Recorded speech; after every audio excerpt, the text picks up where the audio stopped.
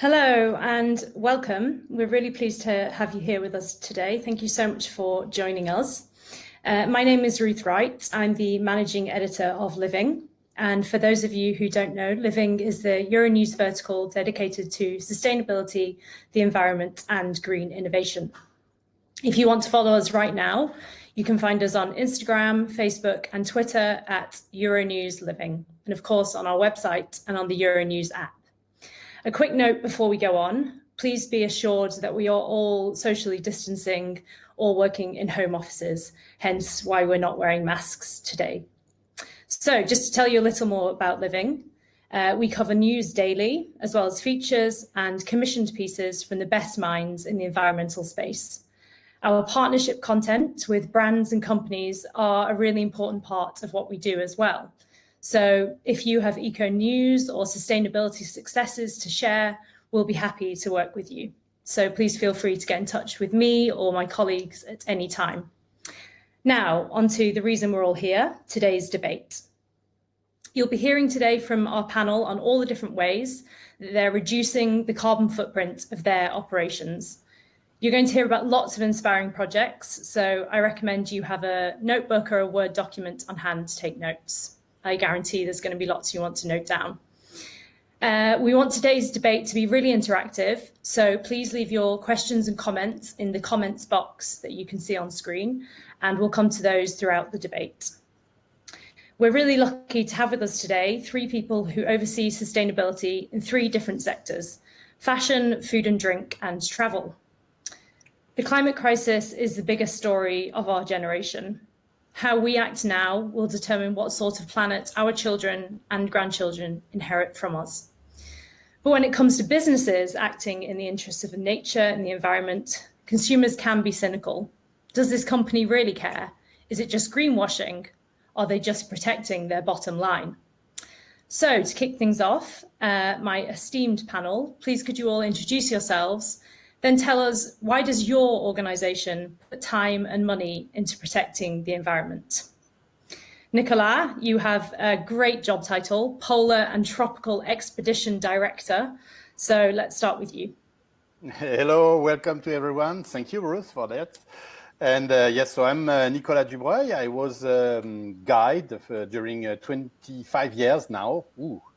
Guide for expedition, ski, kayak, dog sledge, and diving, all kind of expedition around the world, and specifically in the Arctic, where I was living in the small settlements in north of Greenland, in northwest of Greenland, in a settlement called Kuchlorswark. And since 15 years, I start to work with Ponant to be expedition leader on board a cruise ship. To be really honest, it was for me like working for the devil. You know, it was scary for me to what I heard about cruise ship and so on. But in fact, when I start my first cruise, when I start to work for Ponant, I discovered that expedition cruise, that means that cruising with expedition team, with the scientists on board and so on, is an amazing educational tool. And so I start to work with Ponant. We drive people all around the world in Arctic, Antarctic, and tropical areas. And we start to evolve, and I start to be a director of expedition. And now I'm a tropical and polar expert and director of sustainability. Because, I mean, at the beginning, we don't even think to have a sustainable department, because only that sustainability is in our DNA. I mean, this is the way how we live. I mean, we have people that come to see wildlife, they come to see pristine nature, they come to meet native people. So they want to protect them. They want to have knowledge about them. So sustainability is in our DNA. But anyway, we start to build a real sustainability department to evolve and to have a better way of using that. Thank you so much, Nicola. I think I definitely already want to join one of your cruises. Michael, could we hear from you next? So I'm Michael Boyler. I'm Sustainability Operations Director at the Kering Group.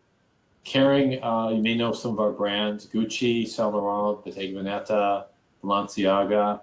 We have Joao and many other brands as well. It's really interesting. You think of expeditions, you think of, okay, well, that's out in nature. But I think we don't always think of when we wear clothes and we have luxury, that everything we use actually comes from nature.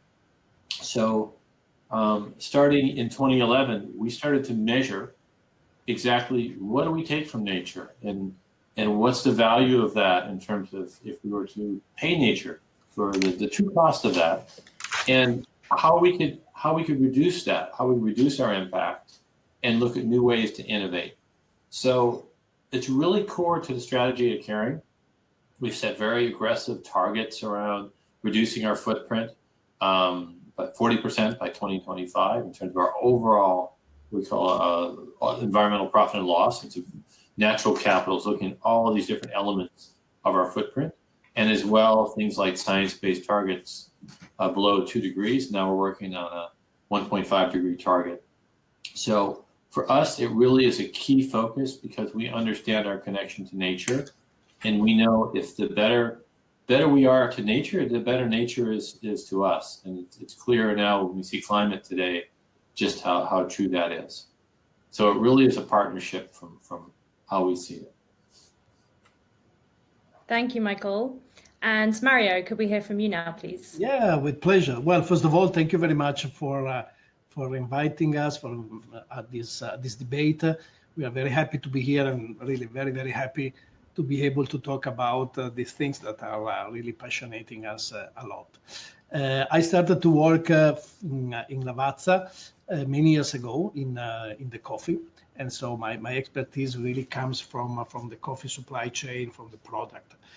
I'm now director of sustainability and secretary of the Lavazza Foundation. Probably some people don't know the Lavazza Group is an Italian company, 100% private, and we basically roast and produce coffee, not only espresso, many other types of coffee, and our group is made of course of the Lavazza products, but also other brand in other countries like Kering in Canada, or Carte Noire in France, or Merrill in the Northern Europe, and few others brand. So talking about the sustainability for us, it's really something that started almost by coincidence, and we started in the late 90s. So unfortunately for my age, but very fortunate for all of us, we started more than 20 years ago in a moment of a crisis in the coffee business, and we basically decided to make us a gift. It really was a gift for us personally and for the company, and the gift was to start doing something, not only buying coffee, knowing the people, but that at that time was really more for a quality control, for knowing the product, for knowing the producer. But when we started to do sustainability activities and projects, which then a few years later we organized into the Lavazza Foundation, that was really a fantastic step forward, and that's why I really think of that start as a gift we gave to our company, to ourselves, and also to all the people that work in Lavazza. So that was really the start, and today we really do a lot of other things, and of course it would be great to be able to talk about them. Thank you very much, Ruth. Thank you, Mario. Yeah, I know you have lots of really interesting projects to share. I'm also wondering how many people watching are drinking Lavazza coffee as we speak. Well, hopefully it should be compulsory. If you don't drink Lavazza coffee, you cannot look at the channel. What I'd love to go on to next, I know you're all doing lots of really interesting sustainability initiatives, but it would be great to hear about one thing that's going really well for you and showing great results. Equally, something we always try and talk about on Living is that sustainability and having a smaller carbon footprint is by its nature and in the link to nature, difficult. It's a challenge, right? So it'd be great to hear about any challenges that you've also experienced and how you tackled those. Michael, maybe you could go first on this one.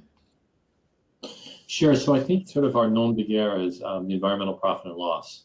The environmental profit and loss, we were the first company to actually measure our entire footprint, not just carbon, but also water, land use, greenhouse gas, being part of of course, part of that as well, and air emissions and waste.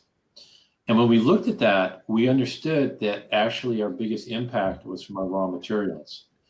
In the fashion business, that's kind of the part, at least back when we started the journey, that we thought the least about. Unlike, the coffee business where, you think about, okay, where are the beans from?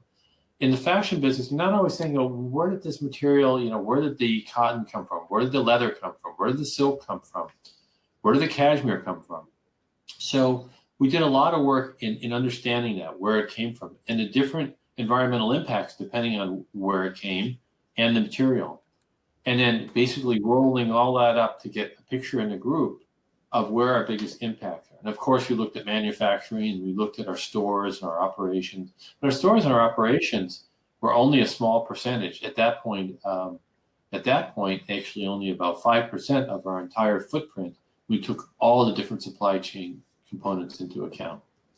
So that's where our biggest challenge and our biggest focus is to transform the way we work with nature in terms of the raw materials. So that can mean like leather, cattle ranching, to do it in a regenerative way, or wool, using regenerative agriculture. It's actually an older way of working with the land and agricultural systems before industrialized agriculture came along with the promise of being more efficient, but actually it's not really delivering that promise as we had hoped. So regenerative agriculture is a way to actually keep the soil alive and to keep the carbon in the soil, and as well to help biodiversity and other, I'll say, key environmental impact on the ground. And also innovation, looking at different kind of materials, whether it's mycelium leather, which we recently made an announcement about that, in terms of looking at different ways to create the luxury experience. Really, it is an experience of luxury. It's not just the article, but the experience in a way that's really environmentally minimalist as possible. And that's where a lot of our work has gone, as well as creating a biodiversity fund, because we understand that these things actually are interconnected. And biodiversity actually does drive the quality of the materials that we get. And so it's a very interesting and challenging aspect to look at just how raw materials are sourced and what kind of impact we have and how we can change the trajectory of that. Thank you, Michael. And a quick reminder to anyone watching that if you have any questions, any more details you want, and anything you're hearing about, then please do send in your questions, and I'll get to those as soon as I can. Nicola, could you go next and tell us about something you're really proud of? Yeah, one thing will be very difficult. I'm very proud of many things, but for us in our industry, in fact, regarding carbon footprint, I was very impressed about how easy it is, to reduce the carbon footprint. And easy, that costs money, but that's all. And there is technology. And for example, the problem with the maritime industry is the fuel that we use. And the fuel, you heard maybe about the EV fuel, and which is give lots of sulfur in the atmosphere and so on. And there is a solution. There is lots of solution. And in fact, solution is to use another energy, as we try to do with our last ship, the Commandant Charcot, with the gas, the LNG. And also, there is something, very simple, is to use fuel, but with very low sulfur on it. And just with that, we reduce of 95% of our CO2 emission. That's just crazy. Of course, that's a cost. That's a cost, but there is a cost for everything, and this money should be put on that. And we reduce 95%. It's crazy. But the important thing is this is, let's say that this is technology, and technology, there is no question. We have to use the best technology that we can, and that's it. But there is something for me a little bit, maybe much more important, is we have to use the best technology, no other question, but we have to change our practice. And that's the key. And that's something, maybe it's not so easy, but that we have to do. Change our practice, that means, for example, we just have to reduce our speed. I mean, for us, our industry. And reducing our speed from 30 knots to 10 knots, okay, that will reduce amazingly the carbon emission. And that's very important. And that will be just to change the mentality, okay? Change the way that we are building the cruise, not to go from one place to another very quickly. Just take our time, just go slowly, and we will reduce this on a crazy way. So that's for me, maybe one thing's very important, but the other things, and that's for me very so important, is the way how our passenger receive all these informations and receive sustainability. Because many people are talking about cruising, and there is so different cruise. I mean, we have only 200 passengers on board our ships. It's very small ships. And we have lots of expedition team on board to help and to take care of the people. And I was very surprised just to share some experience with you. And as I travel all around the world since 30 years now. And what I discovered, is the most beautiful place where nobody is going. They are the most polluted. You go to Aldabra, it's a UNESCO archipelago. There is some beach. I mean, nobody come here. So it's fully covered by plastic. And one year I decided just to ask to my guides, okay, I say, okay, we will disembark on this place. We bring a big bag, and we will collect all the garbage that we can. It will be just a step, but we cannot let things like this. And we disembark. And my biggest surprise, and the biggest surprise for Ponant, was that, of course, the guides were collecting everything. I mean, these guys, they are just ornithologists, biologists, so they are afraid about that. But the most people who bring back this plastic was the passenger. And the passenger, even we haven't talked to them about that, but they start to collect and they help us. And instead of doing expeditions or hiking or kayaking or whatever, they just stay on the beach and collect, and we clean the beach. And that was for me something so strong to discover that this is the passenger who push our industry to change. Yeah, I think that's a really, really interesting point for businesses and brands is where does the impetus come from? Does it come from demand from consumers? Does it come from regulators? I think there can be all different sorts of input. So maybe that's something we can carry on and discuss more. Mario, could you tell us about an initiative you're proud of? Yeah, well, together I go along with Nicola. There would be quite a few. I would really be happy to go in deeper. But if I have to choose one, I think that the foundation of the Lavazza Foundation, the creation of the Lavazza Foundation, is something that I'm really very, very happy and very proud. First of all, because when we did it, it was in a period where sustainability was not even used as a word. We are talking about the very early 2000s or late 90s. So at that time, sustainability was not known, and so for us, as I said before, was really a very, very nice way to start doing something for the coffee community, which we did. Today, through the foundation, but also as directly as a company, we are really facing certain very important challenges, and the big one or some of the big ones are really connected to the climate change. That is really making a big impact on, of course, on many agricultural product, but coffee is really one very at risk. Coffee must grow in no frozen condition. So just to give you an idea, if a coffee plant goes in a temperature of 1 below zero for say 1 hour, half an hour, you lose the crop. If it is a couple of hours, 3-4 hours, maybe 2 below zero, you lose the plant. And when you start planting coffee for the first 3 years, you are just waiting. So it's a disaster. The frost is a disaster. So of course, all the coffee worldwide is far from areas where the temperature can go lower than zero. But of course, we also have the other problem that if it is too hot, as well is a problem for coffee. So the climate change is impacting the areas that are suitable for coffee. There is a big shift from one area to another one, going higher, and so on and so forth. So this implies migration. You can imagine people living at, I don't know, say 1,000 square meter height, and they have to go in another area, so they have to migrate.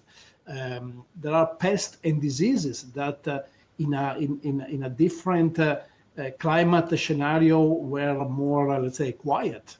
And with the temperature increasing, these pests and diseases are getting much stronger. We had a rust, which is a fungus, a rust explosion in Central America in the last 4 or 5 years. And really thousands and thousands of hectares have been destroyed by this focus. So again, you can of course plant the coffee somewhere else. Meantime, there have been developed some new varieties, but especially if you think of the people that were going through that situation, it's clear that was a very serious one. And so this is really the biggest challenge that as a coffee industry, so not only our company, of course, but as the whole industry is facing. And if you consider that coffee is, and I would argue that will be a production for smallholders, mainly for smallholders today, about 2/3, 3/4 of the whole coffee production in the world is made by smallholders, and that means that about 25 million people are involved in coffee production. So if you consider the family and so on, there is more than 100 people. And so, the impact is really very big. So that is, for us, the big challenge. And of course, there are ways to try to address the issue, but it's very complicated and very important. Thank you. Thank you. We've had a question from our sub-Romanian. And they ask, we have growing populations, natural resources are being depleted, global warming. I don't need to carry on about all the effects that we're experiencing at the moment, and that many signs point to them getting worse. Following on from what all of you have just said, I guess I'd like to put it to you, are we all just consuming too much? Are we traveling too much? Are we buying too many clothes? Are we not taking enough care for looking at the origins of the products that we buy? Is overconsumption a big part of the problem, or would you say there are solutions that mean that we can sustain life as we want it while continuing to live well, which is what we all want? Michael, could you give your thoughts on that one? I think, when you look at the fashion industry, and one of the things we're doing also, our CEO, François Pinault, is leading something called the Fashion Pact, which has 200 different fashion brands as part of that, to try to attack some of those problems around climate change, around oceans, around biodiversity. But one of the core drivers is consumption. And from a luxury perspective, we've looked at and we've measured in terms of creating higher quality products, the longevity of products. But there also is obviously a desire of consumer to fuel their taste as well. it's interesting, some of the initiatives like Gucci just created a partnership with the reevaluate.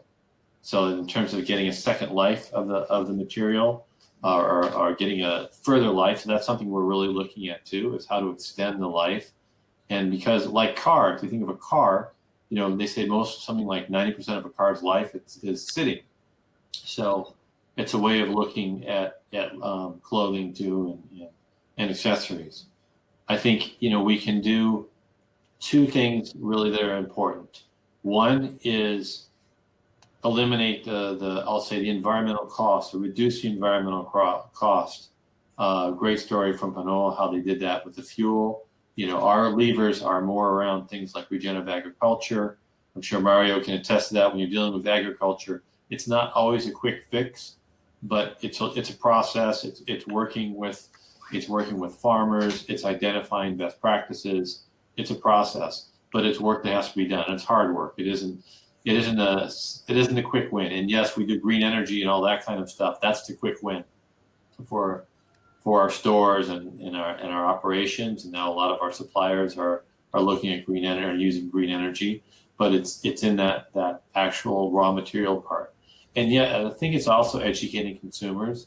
One thing we've done is we've open sourced all our EP&L information. It's online, so anyone can look at it and see our footprint and see what materials create footprint, and what kind of things we're doing to reduce the footprint is really what's most important.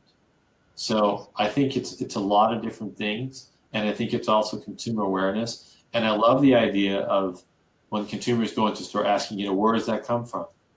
Whether it's food, whether it's clothing, whether it's anything. And I think it helps us better understand our relationship to nature as individuals. And I think that's really, really important. As companies, sure, and that's something that Kering's tried to do and measure with the environmental profit and loss, and is trying to share as open source to share that. But it's really important as individuals that we do that and ask those questions of everything, to really try to understand what is our relationship with nature, what is our relationship with natural resources, and how we can use them in the wisest way. Thank you, Michael. I love that focus on the whole supply chain and the whole process. Nicola, I think a big focus for you is enabling your clients to reconnect with nature. And do you find that they then implement changes in their daily lives as opposed to just for the duration of the cruise? Yeah, I love what Michael say. It was so, it's, this relation with nature is so important. And for us, your question was also about the climate change, all this change. I mean, us in our industry, we are facing it, each day. It's crazy. I traveled since 30 years in the Arctic. The change, 30 years, it's just crazy. Even from one cruise to another cruise on the same place 1 year after, we see how the glacier retreat, and we can explain that to the passenger. And so that the point, and that Michael say about the relation with nature is so crazy important for us. And people are really disconnect. I was living in these settlements of 400 inhabitants, so I was connected to the nature. Each day, each hour. And what I see sometimes is the passenger, they're coming from big city like Paris or New York or other country, where they have this idea that they can dominate the nature. That, if they have a problem, if it's raining, no problem, they will go on a place where they are protected, they will use stuff, the technology to protect them and so on. And so they have this feeling that they can manage with the nature. But when we take them, in Antarctic, when you arrive on the place, where you will be around 400,000 of penguins, you are just in the middle. They are just all around you. Suddenly you realize that the people, human, is not the only one on Earth, and they are the smallest. So we have, that changed your mind completely. And what I found really crazy is the impact. And there is a famous English that I forget the name, sorry, a poet who said that nothing exists before you experience it. And I mean, if you have children, I'm sure that you say to them, okay, don't put your finger in the door, and that nothing will happen before they experience that's hurt. And that's the thing. I mean, our passenger, you cannot understand sea ice, you cannot understand icebergs if you haven't touched it, if you haven't tasted, even if you have drink water of the iceberg, if you have seen this iceberg, if you have dived under the water to see how huge is this ice, how it behave in the nature, I think this is very strong. But I mean, that was your question at the beginning. I really strongly think that we should travel less, but we should travel better. I mean, don't do trip each year. I mean, it's crazy to go on holidays far away each year. No, stop that, please. But do a real trip and think about it. And I'm dreaming, and that's how we teach our, I'm sorry, I don't know the name, but all the people in Ponant who answer on the phone to our passenger. And we have so much discussion with them, and we teach them that if there is a passenger who call and say, okay, I would like to go to the Antarctic, and just ask him why he wants to go to the Antarctic. If the answer is, oh, because my neighbor was in the Antarctic and I want to fight with him, okay, stop it. No, don't go to the Antarctic for that. It's too much waste. I mean, go to the Antarctic if there is a strong meaning for you. If you have a passenger who come to you and say, oh, I was very touched by the Polar Explorer, I am fascinating, I read everything about the global warming, but I don't really understand. Okay, go to the cruise, go there. But yes, we have to travel less, but better. Thank you, Nicola. I think also media has a really important role to play there in bringing alive people's stories, so that for the people who can't experience those things in person, they can feel what it might feel like in a really evocative way through journalism. Mario, could you chime in on this one? Yeah, of course. Yeah, well, we are basically all going in the same direction. First of all, quality vis-a-vis quantity. We really have to get out of this, let's say, consumistic approach that all the world, the developed world had for the last 50 or 60 or 70 years. And we have to go definitively more on the quality. And quality is not only quality as we know, good, bad, or things like that. Quality in a very, very wide sense. I remember that many years ago, at a certain point, we decided to make a product, a coffee can, which is called Tierra, and today we are using the same brand name for a product line. So it was Tierra, and the coffee was coming from the projects, and the projects were the area where we were investing some resources, and let's say the exchange that we were trying to let's say to put in front of the consumer was we invest our resources in the project to bring you this coffee, but you, consumer, have to invest your time, meaning that we were trying to invite the consumer, the people, to know more, to study, to understand, to research. And this is really, I think, what also the media, you were just pointing that, Ruth. This is the responsibility of, say, all of us, and the media is a strong responsible of this. We should not really educate. I don't really like the way that we have to educate somebody, but we have to stress the opportunity for the consumer to know what is going on, to know what this group of resources, which is called company, is offering you, is bringing you a product that has a value or not.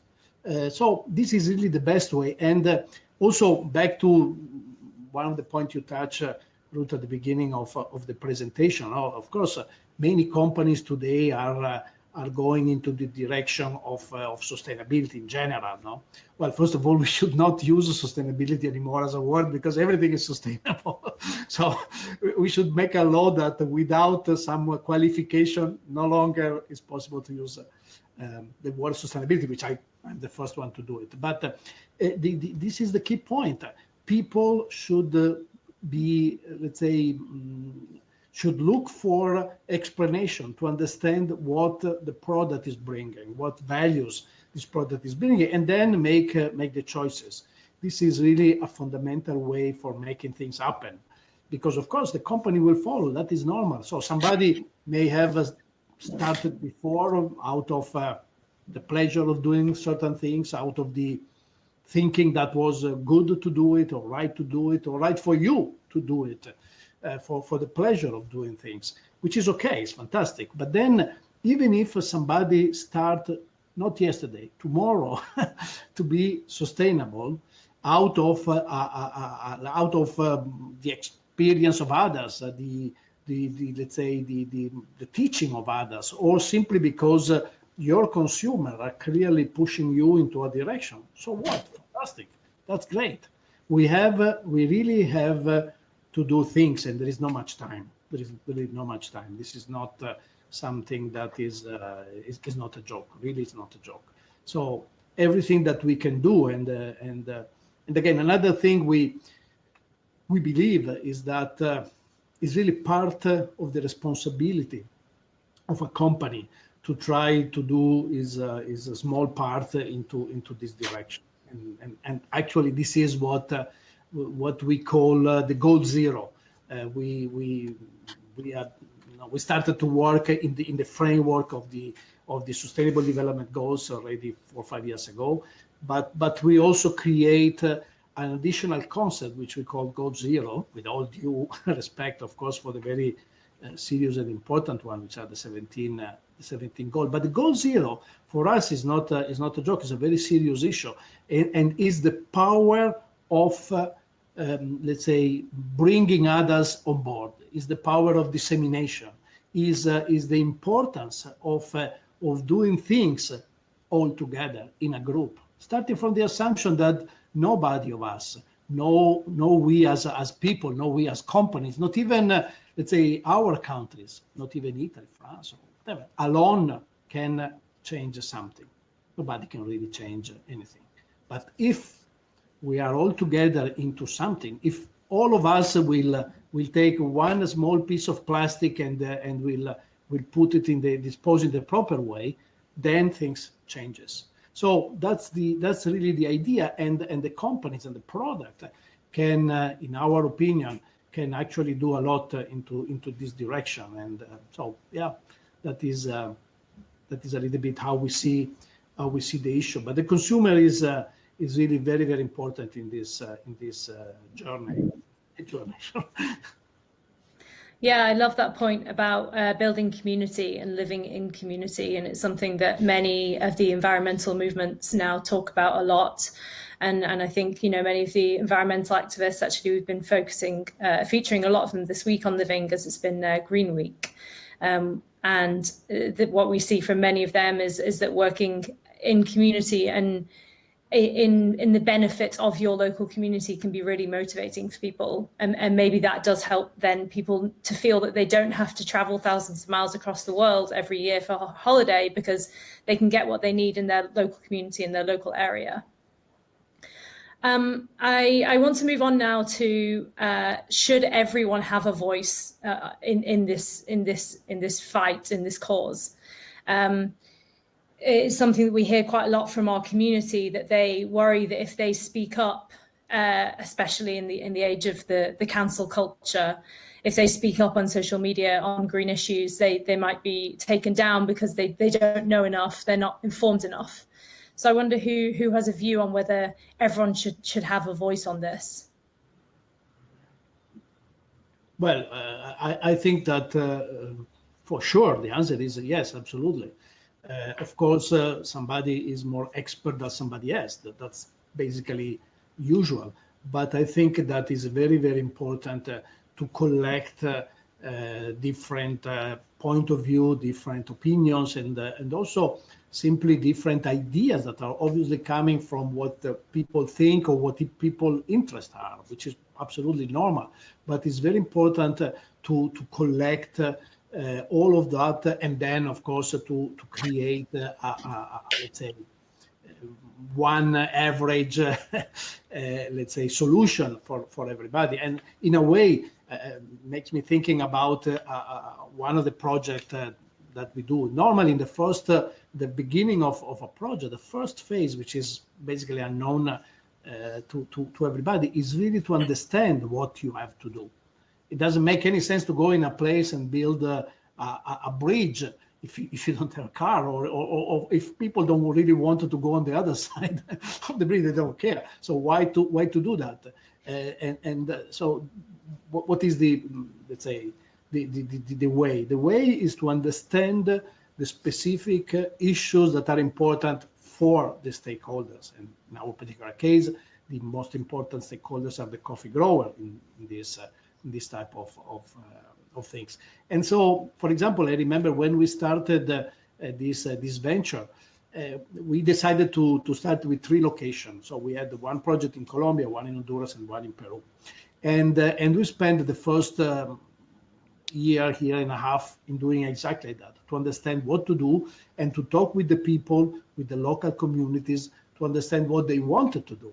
And so the results, which was obvious but was a kind of strange for us, was that we had 3 completely different projects, of course, because there were 3 communities, and every community has some completely different point of view, different goal, different needs as well. So in Peru, people were desperate for infrastructure to dry the coffee because they wanted to improve the quality of the product and so on and so forth. And so we concentrated on that. Not only that, of course, but that was one area. In Colombia, for example, people had a terrible problem of housing.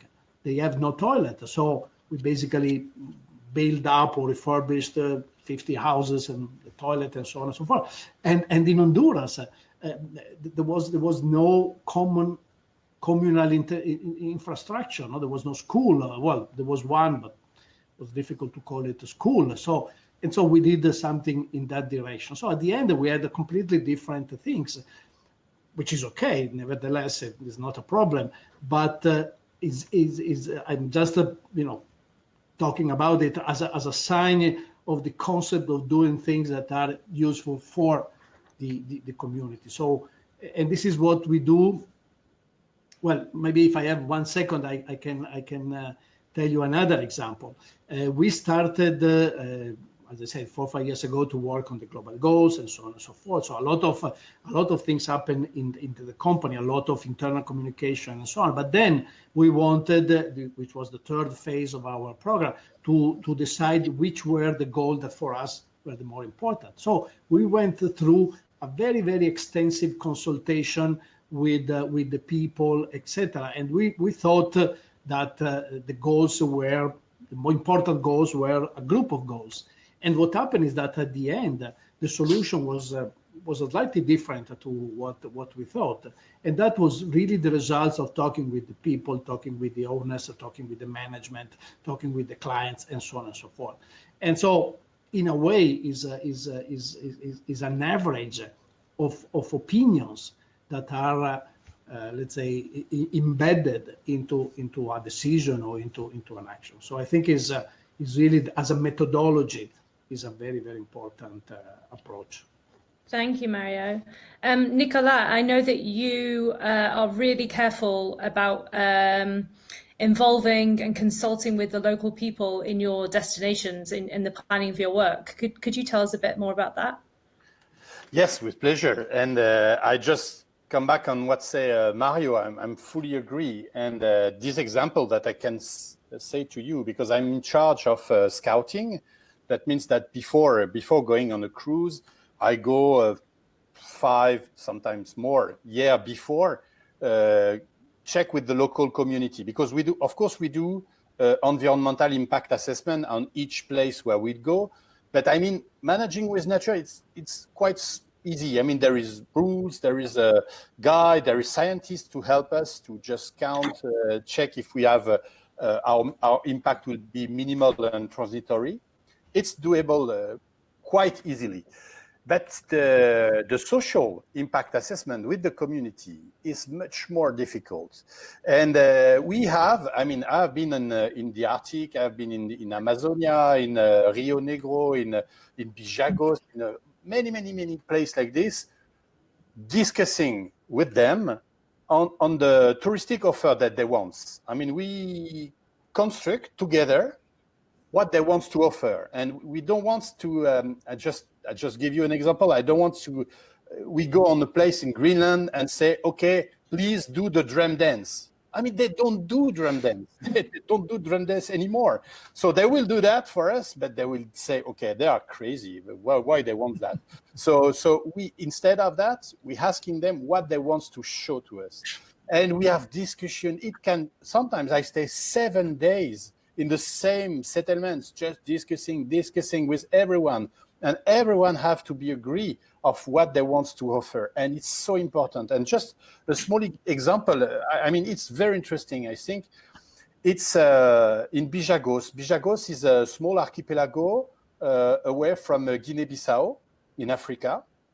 It's a very remote place. I mean, it's for me the most dangerous place in the world. There is all the snakes and there is crocodiles, and it's a very hard country, very poor country. And I was going on a small settlements and discussing with them of if they want that people come to visit their settlements. And all the people wants that people come to visit them. But the queen, because there is a queen, it's one of the rare society where there is a real queen who decides of everything.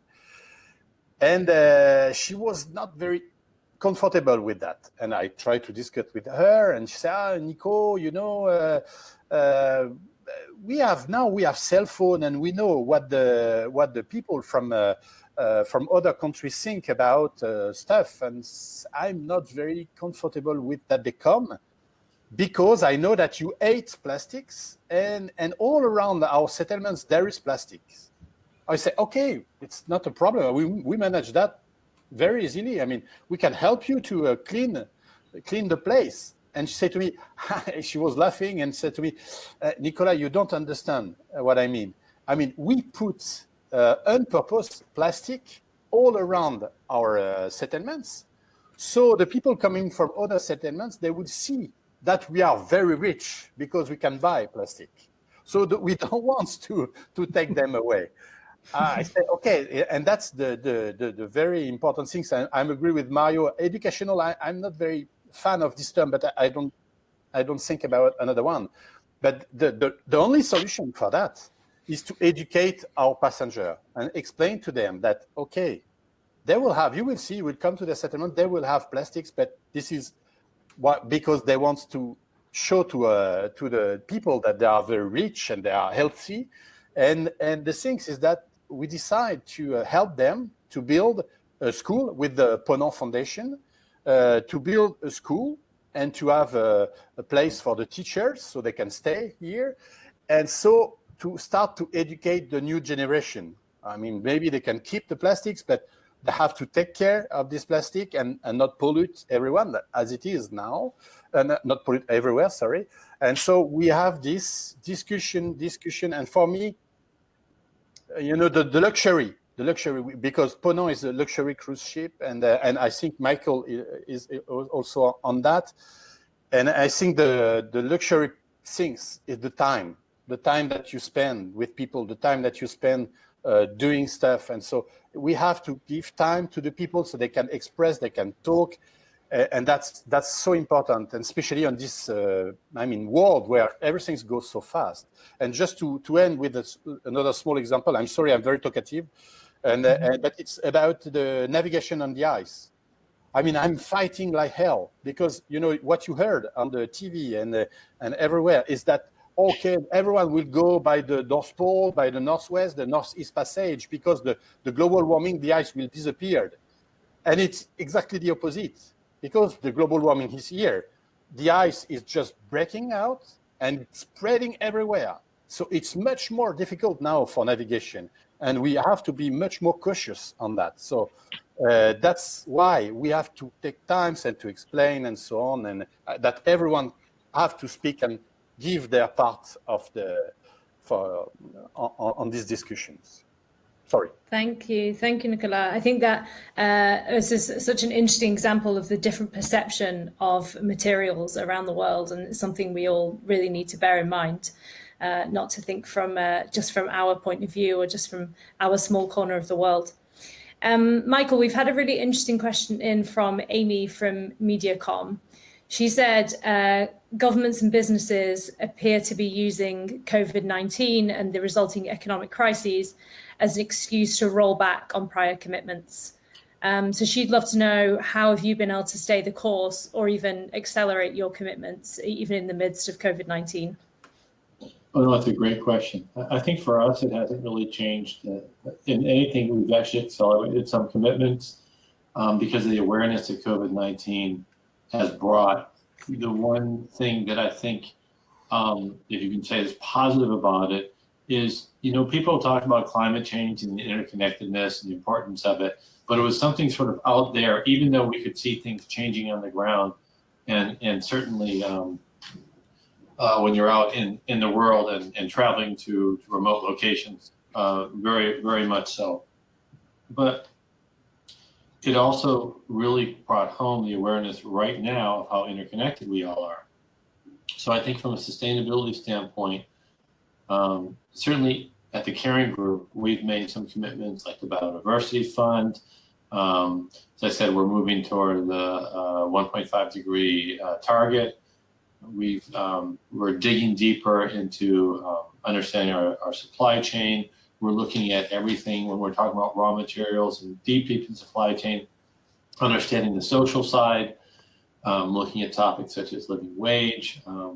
So I think, if anything, COVID-19 has been a bit of a wake-up call, more than just, excuse me, not COVID-19, just talking too much. It's been a wake-up call, and it's been an awareness raiser for, I think it's an opportunity to raise awareness on the fact of how interconnected we all are, and sort of our responsibility, if you will, toward each other and toward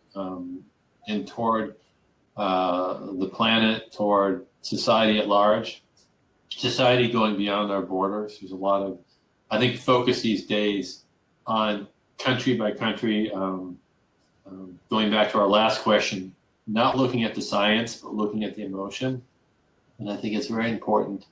COVID has also, I think, reinforced the importance of listening to scientists and actually changing our behavior because of what scientists are telling us, which is really what climate change is about. So I think it's actually, in our group, helped stimulate, and I think it's actually deepened our awareness on sustainability versus the contrary. Thank you. Yeah, I love that theme of interconnectedness. Everything in nature is interconnected, and it's so easy to forget that we are all part of nature. We're all just animals like every other part of the ecosystem, and I think if we all act from a place of interconnectedness, we would all act more responsibly. So we're almost at the end of our time, but we had a really nice comment from Jenny, which is that she said, I don't think pointing fingers or placing blame is what's important, rather reflecting inwards and seeing what we can do in the environment around us is what's important. So to stay on this kind of philosophical point of view on this whole issue, to end, I'd love to hear from each of you, how hopeful are you that we can solve is a big word, but make a big dent in the climate crisis? I personally, and on Living, we really try and subscribe to being relentlessly optimistic, to use Christiana Figueres's phrase, and to be solutions focused. But I'd love to hear how hopeful each of you feel at the moment, especially in the midst of quite a lot of bleakness and difficulties around us. Nicola, could you go first on that one? And we'll just have kind of a minute from each of you would be great. Okay, I will do fast, but I cannot be pessimistic. It's impossible for me. I have a daughter. She got 4, and I want that she will be proud of his dad, and I will do everything possible in my in my industry to change everything. And I think that we don't even realize how much, for us, our clients, our passenger wants to change things. And that's for me the most, happiest message that I have, that everyone wants things change. And we just have to change. And changing is so easy. We have to adapt. And we have lots of things to learn from people, from native people, the resilience that they got and how they change and how they adapt. We just have to think about that, and we will find it, all the power inside us to change our living, not obviously not for the technology, but to adapt ourselves on this new situation. And I'm very optimistic. Thank you, Nicola. Mario, how hopeful are you feeling? Well, very, very similar. Looking at my children, I think we cannot afford to be optimistic or pessimistic. We have to do it. Full stop. Finish. It's not a question of. So basically, I think that there are really too many things that went too quick, and the humankind didn't really have the time to adapt, to find solution, and to solve in the best way things. But I think that now the climate change, the effects of climate change, and on the other side, the COVID as well, are really waking a little bit up the whole world, all our communities, and basically, I think we all realize that we have to change things. We have to change the way we do things. We have to change the way we address the pleasure of life. So that, I think, is really the specific goal. And so really